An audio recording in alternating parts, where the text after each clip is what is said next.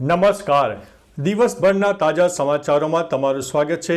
તમારી સાથે હું છું પિનલગીરી ગોસ્વામી. સમાચારો વિસ્તારથી જાણીએ એ પહેલા મહત્વના સમાચારો ઉપર એક નજર. નમસ્કાર મિત્રો. આજની વિડીયોમાં વાત થશે રિઝર્વ બેંક ઓફ ઇન્ડિયાએ કહ્યું છે 31 માર્ચે બેંકોમાં રજા નહીં. ત્યારે આગળ વાત થશે ગુજરાતમાં આવ્યો છે જોરદાર ભૂકંપ.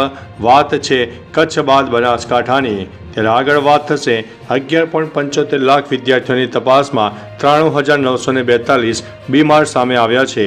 આગળ વાત થશે સગીરા પર 25 વાર દુષ્કર્મ આચરનારને 20 વર્ષની કેદની સજા ફટકારવામાં આવી છે. ત્યારે વાત થશે ઉત્તર પ્રદેશમાં આ તારીખ સુધીમાં શાળાઓ બંધ રાખવામાં આવશે.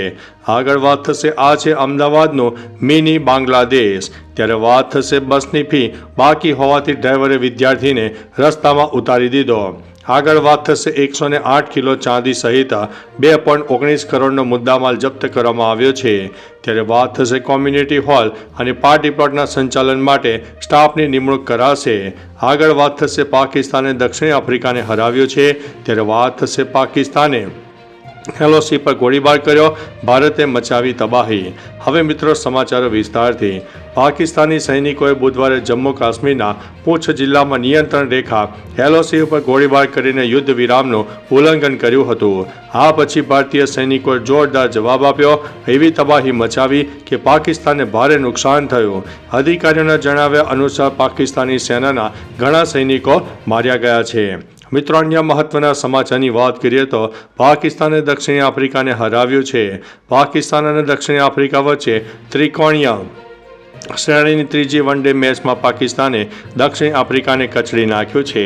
કરાચીના નેશનલ સ્ટેડિયમ ખાતે રમાયેલી મેચમાં આફ્રિકાએ ટોસ જીતીને પ્રથમ બેટિંગ કરવાનો નિર્ણય લીધો અને 50 ઓવરમાં 352 રન બનાવ્યા અને 5 વિકેટ ગુમાવી હતી. પાકિસ્તાન રનનો પીછો કરવા મેદાનમાં આવ્યો અને 49 ઓવરમાં 355 રને 4 વિકેટ ગુમાવીને રન બનાવીને જીત મેળવી લીધી હતી. મિત્રો અન્ય મહત્વના સમાચારની વાત કરીએ તો કોમ્યુનિટી હોલ અને પાર્ટી પ્લોટના સંચાલન માટે સ્ટાફની નિમણૂક કરાશે. અમદાવાદના વિવિધ વોર્ડમાં આવેલ કોમ્યુનિટી હોલ અને પાર્ટી પ્લોટના સંચાલન માટે નિવૃત્ત સ્ટાફની નિમણૂક કરવા અંગે સ્ટેન્ડિંગ કમિટીમાં દરખાસ્ત માટે મંજૂરી મુકાઈ છે. 7 ઝોનમાં 42 કોમ્યુનિટી હોલ, 34 પાર્ટી પ્લોટ અને 7 ઓડિટોરિયમ આવેલા છે. આ પૈકી મોટાભાગના સ્થળોએ સંચાલન ખાનગી કોન્ટ્રાક્ટરોને આપી દેવામાં આવ્યું છે. 28 જેટલા કર્મચારીની નિમણૂક કરવા દરખાસ્ત પણ મુકાઈ છે. મિત્રો અન્ય મહત્વના સમાચારની વાત કરીએ તો 108 કિલો ચાંદી સહિત 2.19 કરોડનો મુદ્દામાલ જપ્ત કરવામાં આવ્યો છે. દાહોદના ખંગેલા ઇન્ટરસ્ટેટ ચેકપોસ્ટ પર પોલીસની મોટી કાર્યવાહી સામે આવી છે. પોલીસે 108 કિલો ચાંદી સહિત 2.19 કરોડનો મુદ્દામાલ જપ્ત કર્યો છે. કારમાં ડ્રાઈવરની સીટ નીચે ચોરખાનામાં મોટી માત્રામાં ચાંદી સંતાડી હોવાનું સામે આવ્યું હતું. રોકડ અને 75 લાખની ચાંદી ઝાંસીથી રાજકોટ લઈ જવાતી હતી. કુરિયર કંપનીની કારના ડ્રાઈવર સહિત 3ની અટકાયત કરીને કાયદેસરની કાર્યવાહી હાથ ધરવામાં આવી છે. મિત્રો અન્ય મહત્વના સમાચારની વાત કરીએ તો બસની ફી બાકી હોવાથી ડ્રાઈવરે વિદ્યાર્થીને રસ્તામાં ઉતારી દીધો. અમદાવાદના સાઉથ બોપલ વિસ્તારમાં આવેલી એપોલો ઇન્ટરનેશનલ શાળામાં ભણતા બાળકને વહેલી સવારે સ્કૂલ બસના ચાલકે તેને બસમાં બેસવા ન દીધો અને બાળકને રસ્તા ઉપર છોડી દીધો. ત્યારબાદ તે સ્કૂલ બસ ત્યાંથી જતી રહી હતી. જોકે બીજા દિવસે પણ આવી હરકત કરતા વાલીએ વિડીયો ઉતારી લીધો હતો. આ અંગે શાળા તરફથી પણ યોગ્ય જવાબ ન અપાયો હતો. મિત્રો અન્ય મહત્વના સમાચારની વાત કરીએ તો આ છે અમદાવાદનું મિની બાંગ્લાદેશ. અમદાવાદમાં શાહ આલમ પાસેનો ચંડોળા તળાવ વિસ્તારમાં મોટી સંખ્યામાં ગેરકાયદેસર બાંગ્લાદેશો રહે છે. તો અહીંયા સતત બાંગ્લાદેશો પકડાય છે ને હરીફરીને પાછા આવી જાય છે.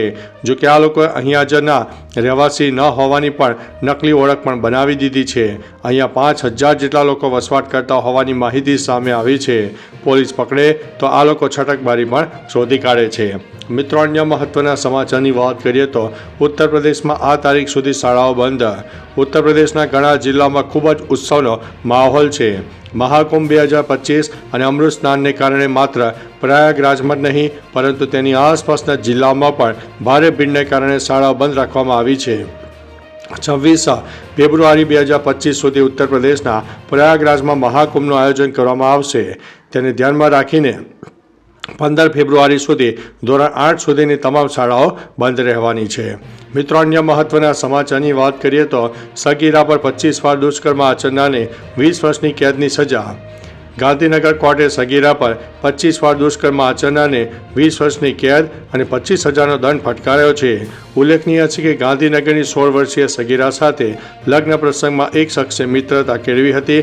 ત્યારબાદ વિડીયો કોલમાં અંતે તેને અવારનવાર ધમકી આપવામાં આવતી હતી. આરોપીએ હોટલમાં લઈ જઈને અનેક વખત દુષ્કર્મ આચર્યું હતું. જે કેસ ગાંધીનગર કોર્ટમાં ચાલી જતા કોર્ટે આકરું વલણ અપનાવીને આરોપીને સજા ફટકારી છે. મિત્રો, અન્ય મહત્વના સમાચારની વાત કરીએ તો 11.75 લાખ વિદ્યાર્થીઓની તપાસમાં 93,942 બીમાર સામે આવ્યા છે.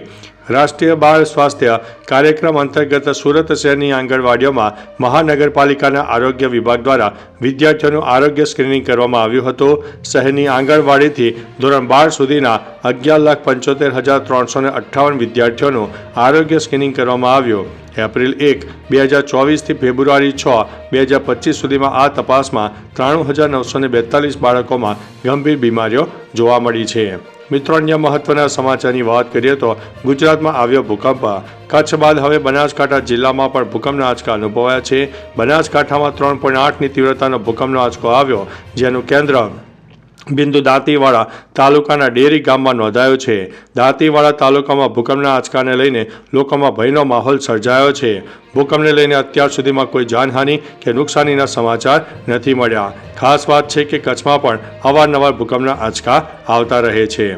મિત્રો, અન્ય મહત્વના સમાચારની વાત કરીએ તો રિઝર્વ બેંક ઓફ ઇન્ડિયાએ 31 માર્ચે બેંકોમાં રજા નહીં આપવાની જાહેરાત કરી છે. રિઝર્વ બેંક ઓફ ઇન્ડિયાએ 31 માર્ચે દેશભરમાં બેંકમાં રજાઓ રદ કરવાનો નિર્ણય લીધો છે. તે દિવસે ઈદ ઉલ ફિત્રને કારણે બેંકો બંધ રહેશે. જો કે નાણાકીય વર્ષની છેલ્લી તારીખ હોવાથી તમામ વ્યવહારો પૂર્ણ કરવાના હેતુથી રિઝર્વ બેંક ઓફ ઇન્ડિયાએ આ નિર્ણય લીધો છે. જો 31 માર્ચને રજા જાહેર કરવામાં આવે તો તમામ વ્યવહારો નાણાકીય વર્ષ 2025-26માં બુક કરાવવા પડે. આ સાથે તમામ બેંકોને તે દિવસે કામ કરવા માટે આદેશ પણ જારી કરવામાં આવ્યો છે. તો ચાલો મિત્રો, ફરીથી દેશ અને દુનિયાના સુપરફાસ્ટ સમાચાર લઈને મળતા રહીશો. ત્યાં સુધી અમને રજા આપશો. નમસ્તે.